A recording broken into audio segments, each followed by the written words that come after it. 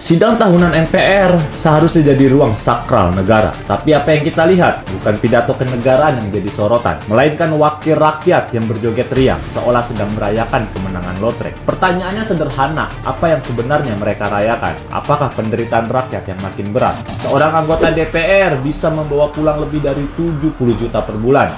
Itu terdiri dari gaji, tunjangan, sampai fasilitas. Bahkan tunjangan PPH yang rakyat biasa justru bayar.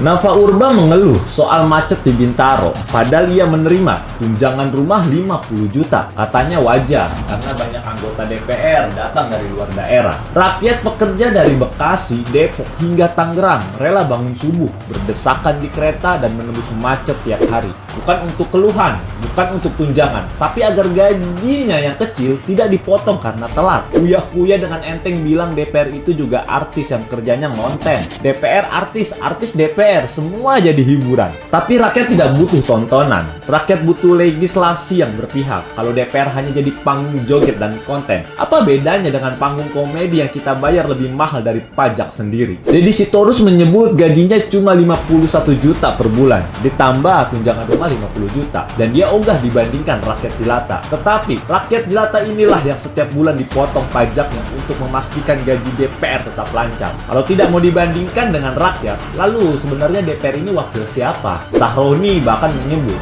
orang yang mendesak bubarkan DPR secara mental orang tolol sedunia. Tapi justru rakyatlah yang punya hak untuk berkata. Lembaga yang dibayar ratusan juta yang ditanggung negara alias patungan rakyat, tapi sibuk berjoget, berdebat tunjangan, dan tak peka pada kemiskinan. Bukankah justru itu yang menipu akal sehat? Dan ketika publik ribut soal gaji, tunjangan, dan aksi joget, jawaban para wakil rakyat sama saja. Tidak ada kenaikan, hanya kompensasi rumah jabatan. Seolah-olah kata manis itu bisa menambal perut lapar rakyat. Tapi fakta di lapangan berbicara lain.